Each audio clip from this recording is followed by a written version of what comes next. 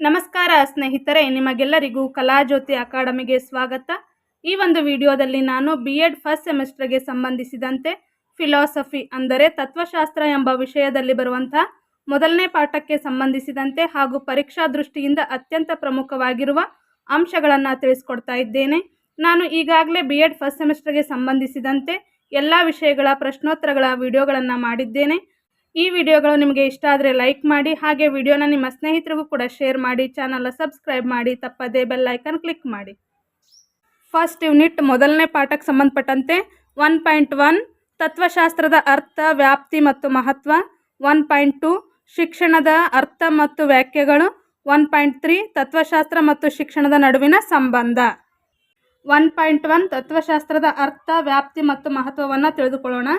ತತ್ವಶಾಸ್ತ್ರವನ್ನು ನಾವು ಆಂಗ್ಲ ಭಾಷೆಯಲ್ಲಿ ಫಿಲಾಸಫಿ ಅಂತ ಕರಿತೀವಿ.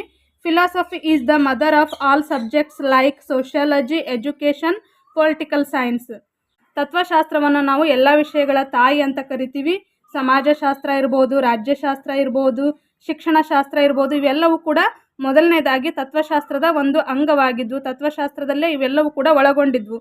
ನಂತರದಲ್ಲಿ ಅಧ್ಯಯನದ ಅನುಕೂಲಕ್ಕಾಗಿ ಅನೇಕ ಭಾಗಗಳನ್ನಾಗಿ ಮಾಡಲಾಗಿದೆ. ಈ ತತ್ವಶಾಸ್ತ್ರದಲ್ಲಿರ್ತಕ್ಕಂಥ ವಿಷಯಗಳನ್ನು ಅಧ್ಯಯನದ ಅನುಕೂಲಕ್ಕಾಗಿ ನಾವು ಸಮಾಜಶಾಸ್ತ್ರ, ರಾಜ್ಯಶಾಸ್ತ್ರ, ಅರ್ಥಶಾಸ್ತ್ರ, ಶಿಕ್ಷಣಶಾಸ್ತ್ರ ಅಂತೇಳಿ ವಿಭಾಗವನ್ನು ಮಾಡಿಕೊಂಡಿದ್ದೇವೆ. ಈಗ ನಾವು ತತ್ವಶಾಸ್ತ್ರದ ಅರ್ಥವನ್ನು ತಿಳಿದುಕೊಳ್ಳೋಣ. ತತ್ವಶಾಸ್ತ್ರವನ್ನು ನಾವು ಆಂಗ್ಲ ಭಾಷೆಯಲ್ಲಿ ಫಿಲಾಸಫಿ ಅಂತ ಕರಿತೀವಿ. ಈ ಫಿಲಾಸಫಿ ಎಂಬ ಪದವು ಗ್ರೀಕ್ ಭಾಷೆಯ ಪದಗಳಾದ ಫಿಲೋಸ್ ಮತ್ತು ಸಫಿ ಎಂಬ 2 ಪದಗಳಿಂದ ಬಂದಿದೆ. ಒಟ್ಟಾರೆಯಾಗಿ ತತ್ವಶಾಸ್ತ್ರ ಅಂದರೆ ಜ್ಞಾನಾರ್ಜನೆಯಲ್ಲಿ ಪ್ರೀತಿ ಉಳ್ಳವನು ಎಂದಾಗುವುದು. ಯಾರಿಗೆ ಜ್ಞಾನಾರ್ಜನೆಯಲ್ಲಿ ಪ್ರೀತಿ ಇರುತ್ತಲ್ಲ ಅಂಥ ಒಂದು ಜ್ಞಾನಾರ್ಜನೆಯಲ್ಲಿ ಪ್ರೀತಿಯನ್ನು ಹೊಂದಿರೋದಕ್ಕೆ ನಾವು ತತ್ವಶಾಸ್ತ್ರ ಅಂತ ಕರಿತೀವಿ. ಹಾಗಾದರೆ ತತ್ವಶಾಸ್ತ್ರದ ವಾಕ್ಯಗಳನ್ನು ನಾವೀಗ ತಿಳಿದುಕೊಳ್ಳೋಣ. ಪ್ರಮುಖ ವ್ಯಕ್ತಿಗಳು ಹಲವಾರು ವಾಕ್ಯಗಳನ್ನು ನೀಡಿದ್ದಾರೆ.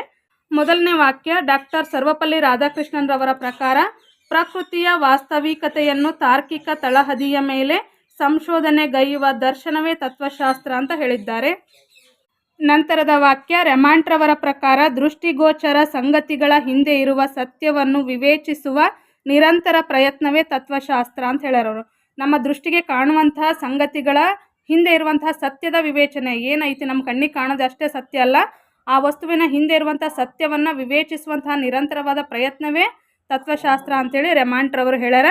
ನಂತರದಲ್ಲಿ ಪ್ಲೇಟೋರವರ ಪ್ರಕಾರ ಶಾಶ್ವತ ವಸ್ತುಗಳ ಜ್ಞಾನವೇ ತತ್ವಶಾಸ್ತ್ರ ಅಂತ ಹೇಳ್ಯಾರ. ನೆಕ್ಸ್ಟ್ ಆಗಸ್ಟ್ ಕಾಮ್ಟೆರವರ ಪ್ರಕಾರ ಬುದ್ಧಿಜೀವಿಗಳ ಜ್ಞಾನವೇ ತತ್ವಶಾಸ್ತ್ರ ಅಂತ ಹೇಳಿದ್ದಾರೆ. ನೆಕ್ಸ್ಟ್ ತತ್ವಶಾಸ್ತ್ರದ ವ್ಯಾಪ್ತಿ. ತತ್ವಶಾಸ್ತ್ರದ ಕಾರ್ಯಕ್ಷೇತ್ರವು ತುಂಬ ವಿಶಾಲವಾದದ್ದು. ಇದು ಇಡೀ ಮಾನವನ ಜೀವನವನ್ನು ಒಳಗೊಂಡಿದ್ದು. ನೋಡ್ರಿ, ತತ್ವಶಾಸ್ತ್ರ ಅನ್ನುವಂಥದ್ದು ಇಡೀ ಮಾನವನ ಜೀವನವನ್ನು ಒಳಗೊಂಡಂಥ ಒಂದು ವಿಶಾಲವಾದ ಕ್ಷೇತ್ರವಾಗಿದೆ. ಸಾಂಪ್ರದಾಯಿಕವಾಗಿ ತತ್ವಶಾಸ್ತ್ರವನ್ನು ನಾವು 3 ಪ್ರಮುಖವಾದ ಕ್ಷೇತ್ರಗಳನ್ನಾಗಿ ವಿಂಗಡಣೆ ಮಾಡ್ತೀವಿ. ಅವು ಯಾವಪ್ಪ ಅಂದ್ರೆ ಮೊದಲನೇದಾಗಿ ತತ್ವಮೀಮಾಂಸೆ, ಎರಡನೇದು ಜ್ಞಾನಮೀಮಾಂಸೆ, ಮೂರನೇದು ಮೌಲ್ಯಮೀಮಾಂಸೆ.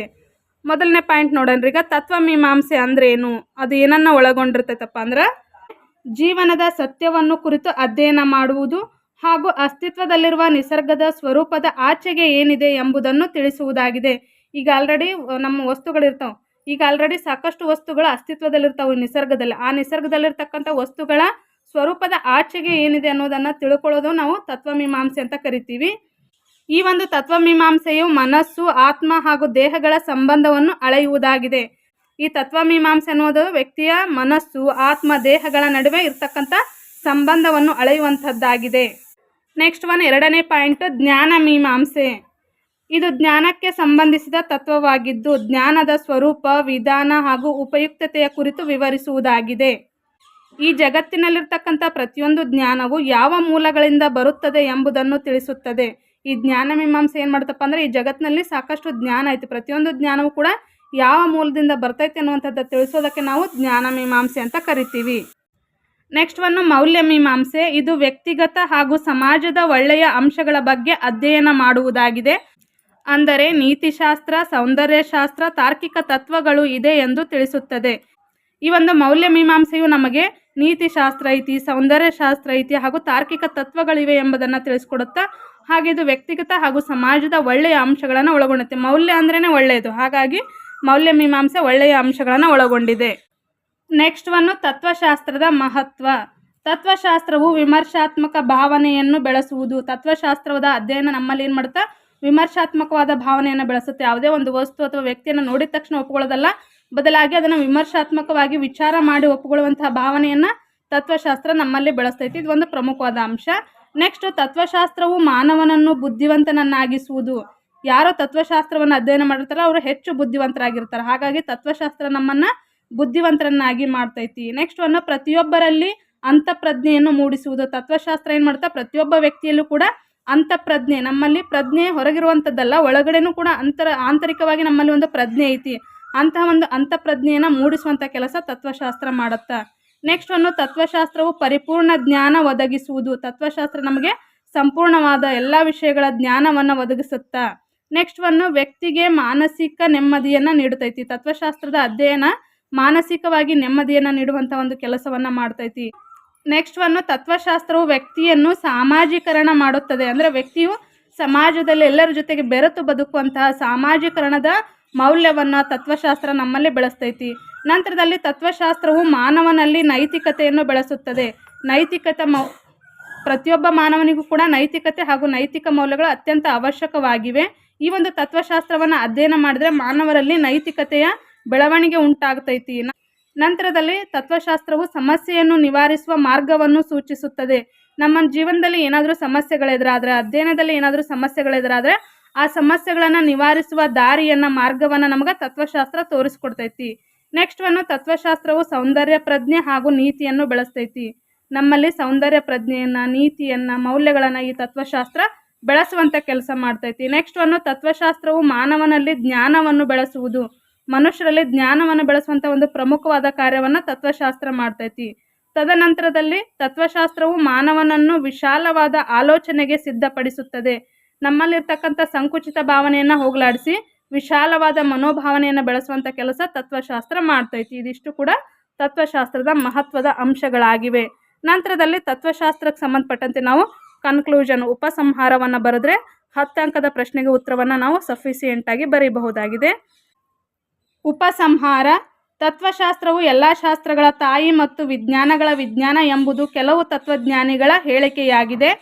ಪ್ರೊಫೆಸರ್ ತನುಜಾರವರು ತತ್ವಶಾಸ್ತ್ರವು ಮಾತ್ರ ವಿಷಯವಾಗಿದ್ದು ಎಲ್ಲ ಕಲೆ ಹಾಗೂ ವಿಜ್ಞಾನಗಳು ತಮ್ಮ ಸಮಸ್ಯೆಗಳ ಪರಿಹಾರಕ್ಕೆ ಅದರ ಕಡೆ ನೋಡುತ್ತವೆ ಎನ್ನುವ ಮೂಲಕ ಜಗತ್ತಿಗೆ ತತ್ವಶಾಸ್ತ್ರದ ಮಹತ್ವವನ್ನು ತಿಳಿಸಿಕೊಟ್ಟಿದ್ದಾರೆ. ಒಟ್ಟಾರೆಗೆ ತತ್ವಶಾಸ್ತ್ರ ಅನ್ನೋದು ಬಹಳಷ್ಟು ಪ್ರಮುಖವಾದ ಅಂಶ. ತತ್ವಶಾಸ್ತ್ರ ಎಲ್ಲ ವಿಷಯಗಳ ತಾಯಿ ಹಾಗೂ ವಿಜ್ಞಾನಗಳ ವಿಜ್ಞಾನ ಅಂಥೇಳಿ ಸಾಕಷ್ಟು ಜನ ತತ್ವಜ್ಞಾನಿಗಳು ನಮಗೆ ತಿಳಿಸಿಕೊಟ್ಟಿದ್ದಾರೆ. ಆ ಮೂಲಕ ತತ್ವಶಾಸ್ತ್ರ ಅನ್ನುವಂಥದ್ದು ಬಹಳಷ್ಟು ಪ್ರಮುಖವಾದ ಅಂಶ ಅನ್ನೋದನ್ನು ನಾವು ಕೂಡ ಮನಗಾಣಬೇಕಾಗಿದೆ. ನೆಕ್ಸ್ಟ್ ಪಾಯಿಂಟ್, ಶಿಕ್ಷಣದ ಅರ್ಥ ಮತ್ತು ವ್ಯಾಖ್ಯೆಗಳು. ಮಾನವನು ಭೂಮಿಯ ಮೇಲೆ ಪ್ರಜ್ಞೆಯನ್ನು ಬೆಳೆಸಿಕೊಂಡಾಗಿನಿಂದ ಶಿಕ್ಷಣವು ಅವನ ಅವಿಭಾಜ್ಯ ಅಂಗವಾಗಿ ಅವನ ಉನ್ನತಿಗೆ ಶ್ರಮಿಸುತ್ತಿದೆ. ಅಂದರೆ ಶಿಕ್ಷಣ ಅನ್ನುವಂಥದ್ದು ಬಹಳಷ್ಟು ಮುಖ್ಯ. ಮಾನವ ಈ ಭೂಮಿಯ ಮೇಲೆ ಪ್ರಜ್ಞೆಯನ್ನು ಬೆಳೆಸ್ಕೊಂಡಾಗಿನಿಂದ ಮಾನವನ ಅಭಿವೃದ್ಧಿಗೆ, ಪ್ರಗತಿಗೆ ಶಿಕ್ಷಣ ಅನ್ನುವಂಥದ್ದು ಬಹಳಷ್ಟು ಶ್ರಮಿಸ್ತಾ ಇದೆ ಹಾಗೂ ಅದು ಅವಿಭಾಜ್ಯ ಅಂಗವಾಗಿದೆ. ಶಿಕ್ಷಣವನ್ನು ಪಡೆದುಕೊಂಡಂಥ ವ್ಯಕ್ತಿ ಏನು ಬೇಕಾದರೂ ಸಾಧನೆ ಮಾಡಬಹುದು. ಅದು ಯಾರೂ ಕದಿಯೋಕ್ಕಾಗದಿರುವಂಥ ಆಸ್ತಿಯಾಗಿದೆ. ಅನಾಗರಿಕನಾಗಿದ್ದ ಮಾನವನಿಗೆ ನಾಗರಿಕನಾಗಲು ದಾರಿದೀಪವಾದದ್ದು ಶಿಕ್ಷಣ. ಶಿಕ್ಷಣವಿಲ್ಲದೆ ಅವನ ಬದುಕು ಅಸಾಧ್ಯ. ಶಿಕ್ಷಣವನ್ನು ಪಡ್ಕೊಳ್ಳದೆ ಹೋದರೆ ನಮ್ಮ ಬದುಕು ಅಪರಿಪೂರ್ಣ ಆಗುತ್ತೆ. ಅದು ಅಷ್ಟು ಸುಲಭವಾಗಿ ಸಾಗಕ್ಕೆ ಸಾಧ್ಯ ಆಗಂಗಿಲ್ಲ. ನಂತರದಲ್ಲಿ ನಾವು ಶಿಕ್ಷಣದ ಅರ್ಥವನ್ನು ನೋಡೋದಾದರೆ, ಶಿಕ್ಷಣವನ್ನು ನಾವು ಆಂಗ್ಲ ಭಾಷೆಯಲ್ಲಿ ಎಜುಕೇಷನ್ ಅಂತ ಕರಿತೀವಿ. ಎಜುಕೇಷನ್ ಎಂಬ ಪದವು ಲ್ಯಾಟಿನ್ ಭಾಷೆಯ ಎಜುಕೇರ್ ಮತ್ತು ಎಜುಶೇರ್ ಎಂಬ ಪದಗಳಿಂದ ಉತ್ಪತ್ತಿಯಾಗಿದೆ. ಎಜುಕೇರ್ ಎಂದರೆ ಟು ಬ್ರಿಂಗ್ ಅಪ್, ಮುನ್ನಡೆಸು ಎಂದರ್ಥವಾಗುತ್ತದೆ.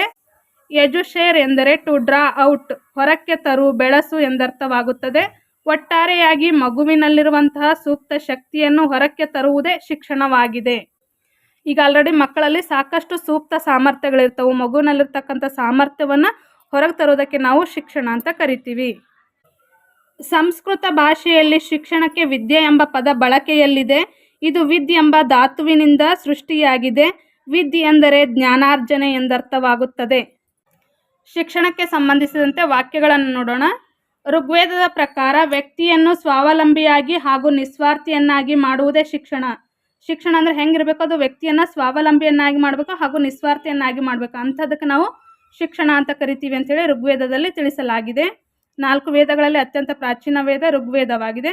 ತದನಂತರದಲ್ಲಿ ಶಂಕರಾಚಾರ್ಯರು ಏನು ಹೇಳ್ತಾರಪ್ಪ ಅಂದರೆ ಶಿಕ್ಷಣದ ಬಗ್ಗೆ, ಆತ್ಮದ ಸಾಕ್ಷಾತ್ಕಾರವೇ ಶಿಕ್ಷಣ ಎಂದಿದ್ದಾರೆ. ತದನಂತರದಲ್ಲಿ ಪಾಣಿನಿಯ ಪ್ರಕಾರ ನಿಸರ್ಗದಿಂದ ನಾವು ಪಡೆಯುವ ತರಬೇತಿಯೇ ಶಿಕ್ಷಣ ಅಂತ ಹೇಳ್ಯಾರ. ಈಗ ನಿಸರ್ಗದೊಳಗೆ ನಾವು ಅದೀವಲ್ಲ, ನಿಸರ್ಗದಿಂದ ನಾವೇನೇನು ತರಬೇತಿಯನ್ನು ಪಡಿತೀವಲ್ಲ ಅದಕ್ಕೆ ನಾವು ಶಿಕ್ಷಣ ಅಂತ ಕರಿತೀವಿ ಅಂತ ಹೇಳಿದ್ದಾರೆ. ನೆಕ್ಸ್ಟ್ ಒನ್, ಅರಿಸ್ಟಾಟಲ್ ರವರ ಪ್ರಕಾರ sound mind in sound body, ಸದೃಢವಾದ ದೇಹದಲ್ಲಿ ಸದೃಢವಾದ ಮನಸ್ಸಿನ ನಿರ್ಮಾಣವೇ ಶಿಕ್ಷಣ ಅಂತ ಹೇಳ್ಯಾರ ಅವರು. ತದನಂತರದಲ್ಲಿ ರೂಸೋರವರ ಪ್ರಕಾರ ಮನುಷ್ಯ ಹುಟ್ಟಿನಿಂದ ಸಾಯುವವರೆಗೆ ಪಡೆಯುವಂಥ ಅನುಭವವೇ ಶಿಕ್ಷಣವಾಗಿದೆ. ಮನುಷ್ಯ ಇವತ್ತು ಹುಟ್ಟಿದಾಗಿನಿಂದ ಅವನು ಸಾಯುವವರೆಗೂ ಅವನ ಜೀವನದಲ್ಲಿ ಪಡಿತಕ್ಕಂಥ ಎಲ್ಲ ಅನುಭವಗಳನ್ನು ಶಿಕ್ಷಣ ಅಂತ ಕರೆದಿದ್ದಾರೆ. ತದನಂತರದಲ್ಲಿ ಮಹಾತ್ಮ ಗಾಂಧೀಜಿಯವರ ಪ್ರಕಾರ ಶಿಕ್ಷಣ ಅಂದ್ರೆ ಏನಪ್ಪ ಅಂದ್ರೆ ಮಗುವಿನ ಸರ್ವತೋಮುಖ ವಿಕಾಸವೇ ಶಿಕ್ಷಣ. ಮಗುವಿನ ಒಟ್ಟಾರೆಯಾದಂಥ ಎಲ್ಲ ಸರ್ವತೋಮುಖ ವಿಕಾಸವನ್ನು ನಾವು ಶಿಕ್ಷಣ ಅಂತ ಕರಿತೀವಿ ಅಂತ ಹೇಳ್ಯಾರ. ನಂತರ ಪೆಸ್ಟಾಲಜಿ ಅವರ ಪ್ರಕಾರ ಮಾನವನ ನೈಸರ್ಗಿಕ ಶಕ್ತಿಯ ಪ್ರಗತಿಪರ ವಿಕಾಸವೇ ಶಿಕ್ಷಣ ಎಂದಿದ್ದಾರೆ. ನಂತರ ಸಾಕ್ರೆಟಿಸ್ ರವರ ಪ್ರಕಾರ ವ್ಯಕ್ತಿಗೆ ಸತ್ಯವನ್ನು ತಿಳಿಸಿ ಅದರಂತೆ ಅವರನ್ನು ಕೃತಿಯಲ್ಲಿ ತರುವುದನ್ನು ಕಲಿಸುವುದೇ ಶಿಕ್ಷಣವಾಗಿದೆ. ಈಗ ಒಂದು ಸತ್ಯವನ್ನು ವ್ಯಕ್ತಿಗೆ ತಿಳಿಸಿದ ನಂತರ ಆ ಸತ್ಯದ ಪ್ರಕಾರ ಅವರ ಕೃತಿ ಅಂದರೆ ಅವರ ಕೆಲಸಗಳು ಇರುವಂತೆ ಮಾಡುವುದನ್ನು ಅದನ್ನು ಕಲಿಸೋದಕ್ಕೆ ನಾವು ಶಿಕ್ಷಣ ಅಂತ ಕರಿತೀವಿ ಅಂತೇಳಿ ಸಾಕ್ರೆಟಿಸ್ ರವರು ನಮಗೆ ತಿಳಿಸಿಕೊಟ್ಟಿದ್ದಾರೆ. ತದನಂತರದಲ್ಲಿ ತತ್ವಶಾಸ್ತ್ರ ಮತ್ತು ಶಿಕ್ಷಣದ ನಡುವಿನ ಸಂಬಂಧ. ಓರ್ವ ತತ್ವಜ್ಞಾನಿಯು ತತ್ವಶಾಸ್ತ್ರವಿಲ್ಲದಿದ್ದರೆ ಶಿಕ್ಷಣವೂ ಕುರುಡು, ಶಿಕ್ಷಣವಿಲ್ಲದಿದ್ದರೆ ತತ್ವಶಾಸ್ತ್ರವು ಬರಡು ಎಂಬ ಮಾತು ಶಿಕ್ಷಣ ಮತ್ತು ತತ್ವಶಾಸ್ತ್ರದ ನಡುವಿನ ಅನ್ಯೋನ್ಯ ಸಂಬಂಧವನ್ನು ತಿಳಿಸುತ್ತದೆ. ಒಬ್ಬ ತತ್ವಜ್ಞಾನಿ ಹೇಳುವಂತೆ ತತ್ವಶಾಸ್ತ್ರವಿಲ್ಲದೆ ಹೋದರೆ ಶಿಕ್ಷಣ ಕುರುಡಾಗುತ್ತೆ, ಶಿಕ್ಷಣ ಇಲ್ಲದೆ ಹೋದರೆ ತತ್ವಶಾಸ್ತ್ರವು ಬರಡಾಗುತ್ತೆ ಅನ್ನುವಂಥ ಒಂದು ಮಾತು ತತ್ವಶಾಸ್ತ್ರ ಮತ್ತು ಶಿಕ್ಷಣದ ನಡುವಿನ ಸಂಬಂಧದ ಮಹತ್ವವನ್ನು ನಮ್ಗೆ ತಿಳಿಸ್ಕೊಡ್ತೈತಿ. ಜಾನ್ ಡುಯಿರ್ ಅವರು ಹೇಳುವಂತೆ ಶಿಕ್ಷಣವು ತತ್ವಶಾಸ್ತ್ರದ ಸಿದ್ಧಾಂತಗಳನ್ನು ತಿಳಿಸುತ್ತದೆ. ತತ್ವಶಾಸ್ತ್ರವು ಶಿಕ್ಷಣದ ಗುರಿ, ಪಠ್ಯಕ್ರಮ ಮತ್ತು ಬೋಧನಾ ಪದ್ಧತಿ ಹಾಗೂ ಶಿಕ್ಷಕರ ಪಾತ್ರ ಮುಂತಾದ ಅಂಶಗಳನ್ನು ನಿರ್ಧರಿಸಿ ಮಾರ್ಗದರ್ಶನ ಮಾಡುತ್ತದೆ. ತತ್ವಶಾಸ್ತ್ರ ಅನ್ನುವಂಥದ್ದು ಶಿಕ್ಷಣಕ್ಕೆ ಸಂಬಂಧಪಟ್ಟಂತೆ ಗುರಿಗಳನ್ನು ನಿರ್ಧಾರ ಮಾಡುತ್ತೆ. ಅಷ್ಟಲ್ಲದೆ ಪಠ್ಯಕ್ರಮವನ್ನು ನಿರ್ಧಾರ ಮಾಡುತ್ತೆ. ಬೋಧನಾ ಪದ್ಧತಿ ಯಾವ ಪದ್ಧತಿಗಳ ಮೂಲಕ ಬೋಧಿಸಬೇಕು, ಕಿಂಡರ್ ಗಾರ್ಟನ್ ಮಾದರಿ ಆಗಿರ್ಬೋದು, ನಲಿಕಲಿ ಮಾದರಿ ಆಗಿರಬಹುದು, 5E ಮಾದರಿ ಆಗಿರ್ಬೋದು, ಸಾಕಷ್ಟು ಮಾದರಿಗಳಲ್ಲಿ ನಾವು ಬೋಧನೆಯನ್ನು ಮಾಡ್ತೀವಿ. ಅಂತಹ ಬೋಧನಾ ಪದ್ಧತಿಗಳನ್ನು, ಬೋಧನಾ ಮಾದರಿಗಳನ್ನು ಹಾಗೂ ಶಿಕ್ಷಕರ ಪಾತ್ರವನ್ನು ಈ ಮುಂತಾದ ಅಂಶಗಳನ್ನು ನಿರ್ಧರಿಸಿ ಮಾರ್ಗದರ್ಶನ ಮಾಡುವಂಥ ಕೆಲಸವನ್ನು ತತ್ವಶಾಸ್ತ್ರ ಮಾಡ್ತೈತಿ. ನೆಕ್ಸ್ಟ್ ಒಂದು, ತತ್ವಶಾಸ್ತ್ರವು ಹುಟ್ಟು ಹಾಕಿದ ಜ್ಞಾನವನ್ನು ಶಿಕ್ಷಣವು ಒಂದು ತಲೆಮಾರಿನಿಂದ ಮತ್ತೊಂದು ತಲೆಮಾರಿಗೆ ಕೊಂಡೊಯ್ಯುವ ಕಾರ್ಯ ಮಾಡುತ್ತದೆ. ತತ್ವಶಾಸ್ತ್ರ ಸಾಕಷ್ಟು ಜ್ಞಾನವನ್ನು ನಿರ್ಮಾಣ ಮಾಡಿರುತ್ತೆ.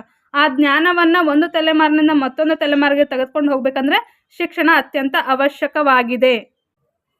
ನೆಕ್ಸ್ಟ್ ಒಂದು, ಶಿಕ್ಷಣದ ಸಮಸ್ಯೆಗಳಿಗೆ ಪರಿಹಾರವನ್ನು ತತ್ವಶಾಸ್ತ್ರವು ಮಾಡುತ್ತದೆ. ಶಿಕ್ಷಣ ಕ್ಷೇತ್ರದಲ್ಲಿ ನಮಗೇನಾದರೂ ಸಮಸ್ಯೆಗಳೆದುರಾದ್ರೆ ಆ ಸಮಸ್ಯೆಗಳ ಪರಿಹಾರವನ್ನು ಮಾಡೋದು ಯಾವುದಪ್ಪ ಅಂದ್ರೆ ತತ್ವಶಾಸ್ತ್ರ. ನೆಕ್ಸ್ಟ್ ಒನ್, ತತ್ವಶಾಸ್ತ್ರವು ಜೀವನದ ವಿಧಾನಗಳನ್ನು ತಿಳಿಸಿದರೆ ಶಿಕ್ಷಣವು ಅದನ್ನು ಅಳವಡಿಸಿಕೊಂಡು ಹೋಗುವುದನ್ನು ತಿಳಿಸಿಕೊಡುತ್ತದೆ. ತತ್ವಶಾಸ್ತ್ರ ನಮಗೆ ಯಾವ ರೀತಿಯಾಗಿ ಜೀವನ ಮಾಡಬೇಕು, ಎಂಥ ವಿಧಾನಗಳಲ್ಲಿ ಜೀವನ ಮಾಡ್ಬೇಕು ಅನ್ನೋದನ್ನು ತಿಳಿಸ್ಕೊಟ್ರೆ ಅದನ್ನು ಹೇಗೆ ನಾವು ನಮ್ಮ ಜೀವನದಲ್ಲಿ ಅಳವಡಿಸ್ಕೊಳ್ಬೇಕು, ಹೇಗೆ ನಡೆದುಕೊಂಡು ಹೋಗಬೇಕು ಅನ್ನೋದನ್ನು ನಮಗೆ ಶಿಕ್ಷಣ ತಿಳಿಸ್ಕೊಡ್ತೈತಿ. ನೆಕ್ಸ್ಟ್ ಒನ್, ತತ್ವಶಾಸ್ತ್ರವು ಜೀವನದ ಅಂತಿಮ ಗುರಿಯನ್ನು ನಿರ್ಧರಿಸಿದರೆ ಶಿಕ್ಷಣವು ಆ ಗುರಿಯನ್ನು ಹೇಗೆ ಮುಟ್ಟಬೇಕೆಂಬುದನ್ನು ತಿಳಿಸುತ್ತದೆ.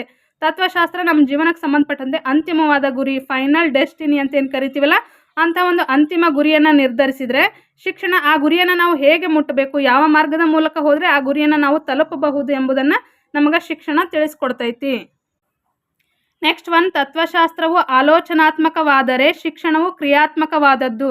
ತತ್ವಶಾಸ್ತ್ರವು ನಮ್ಮಲ್ಲಿ ಆಲೋಚನೆಗಳನ್ನು, ವಿಚಾರ ಶಕ್ತಿಯನ್ನು, ವಿಮರ್ಶಾತ್ಮಕ ಮನೋಭಾವನೆಯನ್ನು ಬೆಳೆಸಿದ್ರೆ ಶಿಕ್ಷಣವು ಅದನ್ನು ಹೇಗೆ ಕಾರ್ಯರೂಪಕ್ಕೆ ತರಬೇಕು, ಹೇಗೆ ಅದನ್ನು ಕೆಲಸದಲ್ಲಿ ನಾವು ಅಳವಡಿಸಿಕೊಳ್ಳಬೇಕು, ಹೇಗೆ ನಾವು ನಮ್ಮ ದಿನನಿತ್ಯದ ಜೀವನದಲ್ಲಿ ಅದನ್ನು ಕ್ರಿಯೆಗಳಲ್ಲಿ ನಮ್ಮ ಕೆಲಸದಲ್ಲಿ ಹೇಗೆ ಅಳವಡಿಸಿಕೊಳ್ಬೇಕು ಅನ್ನೋದನ್ನು ನಮ್ಗೆ ಶಿಕ್ಷಣ ತಿಳಿಸ್ಕೊಡ್ತೈತಿ. ನೆಕ್ಸ್ಟ್ ಒಂದು, ತತ್ವಶಾಸ್ತ್ರವು ವಿಜ್ಞಾನವಾದರೆ ಶಿಕ್ಷಣವು ಒಂದು ಕಲೆಯಾಗಿದೆ. ತತ್ವಶಾಸ್ತ್ರ ವಿಜ್ಞಾನದ ಥರ ಇದ್ರೆ ಶಿಕ್ಷಣ ಅನ್ನೋದು ನಮಗೆ ಒಂದು ಕಲೆಯಾಗಿ ರೂಪುಗೊಂಡಿದೆ. ನೆಕ್ಸ್ಟ್ ಒಂದು, ತತ್ವಶಾಸ್ತ್ರವು ಮಾರ್ಗಗಳನ್ನು ತೋರಿಸಿದರೆ ಶಿಕ್ಷಣವು ಆ ಮಾರ್ಗವನ್ನು ಅನುಸರಿಸುವುದು. ತತ್ವಶಾಸ್ತ್ರ ನಮಗೆ ಹಲವಾರು ದಾರಿಗಳನ್ನು, ಮಾರ್ಗಗಳನ್ನು ತೋರಿಸಿದರೆ ಶಿಕ್ಷಣ ನಾವು ಆ ದಾರಿಯಲ್ಲಿ, ಆ ಮಾರ್ಗದಲ್ಲಿ ಹೇಗೆ ನಡಿಬೇಕು ಅನ್ನೋದನ್ನು, ಹೇಗೆ ಅನುಸರಿಸಿ ನಡಿಬೇಕು ಅನ್ನೋದನ್ನು ಕಲಿಸ್ಕೊಡ್ತೈತಿ. ನೆಕ್ಸ್ಟ್ ಒನ್, ತತ್ವಶಾಸ್ತ್ರವು ಅಮೂರ್ತ ವಸ್ತುಗಳೊಂದಿಗೆ ವರ್ತಿಸಿದರೆ ಶಿಕ್ಷಣವು ಮೂರ್ತ ವಿಷಯಗಳೊಂದಿಗೆ ವರ್ತಿಸುವುದು.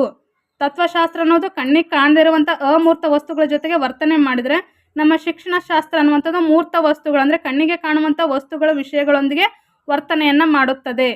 ನೆಕ್ಸ್ಟ್ ಒನ್, ತತ್ವಶಾಸ್ತ್ರವು ಶೋಧನಾತ್ಮಕವಾದರೆ ಶಿಕ್ಷಣವು ಕ್ರಿಯಾತ್ಮಕವಾಗಿದೆ. ತತ್ವಶಾಸ್ತ್ರ ಹೊಸದನ್ನು ಸಂಶೋಧನೆ ಮಾಡಿದರೆ ಆ ಸಂಶೋಧನೆ ಮಾಡಿರೋದನ್ನು ಶಿಕ್ಷಣವು ಕಾರ್ಯರೂಪಕ್ಕೆ ತರುತ್ತಾ, ಕ್ರಿಯಾತ್ಮಕವಾಗಿ ಕೆಲಸವನ್ನು ಮಾಡುತ್ತಾ. ನಂತರದಲ್ಲಿ ತತ್ವಶಾಸ್ತ್ರವು ತಾರ್ಕಿಕವಾಗಿಯೂ ಶಿಕ್ಷಣವು ಪ್ರಾಯೋಗಿಕವಾಗಿಯೂ ಕಾರ್ಯನಿರ್ವಹಿಸುವುದು.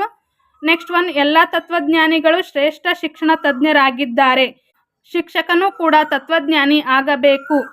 ಜೀವನದಲ್ಲಿ ಅನುಸರಿಸಬಹುದಾದ ಮೌಲ್ಯಗಳೇ ತತ್ವಶಾಸ್ತ್ರವೆನಿಸಿದರೆ ಶಿಕ್ಷಣವು ಆ ಮೌಲ್ಯಗಳನ್ನು ಜೀವನದಲ್ಲಿ ಅಳವಡಿಸಿಕೊಳ್ಳುವಂತೆ ಪ್ರೇರೇಪಿಸುವುದಾಗಿದೆ.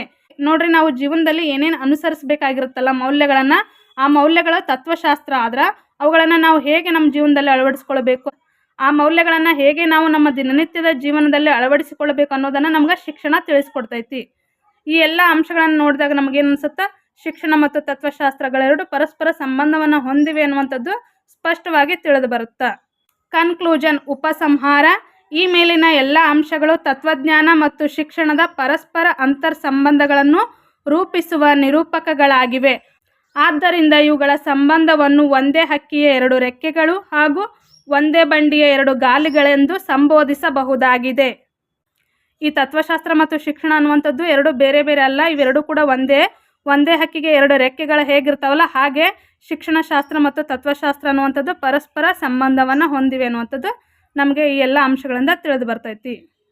ಇಲ್ಲಿಗೆ ತತ್ವಶಾಸ್ತ್ರ ವಿಷಯದಲ್ಲಿನ ಮೊದಲನೇ ಪಾಠದ ಪ್ರಮುಖ ಅಂಶಗಳನ್ನು ತಿಳಿಸ್ಕೊಟ್ಟಿದ್ದೇನೆ. ಹೀಗೆ ನಿಮಗೆ ಚಾಪ್ಟರ್ ವೈಸ್ ಮಾಹಿತಿ ಬೇಕು ಅನ್ನೋದಾದರೆ ಕಮೆಂಟ್ ಮೂಲಕ ತಿಳಿಸಿ. Thanks for watching. ಧನ್ಯವಾದಗಳು.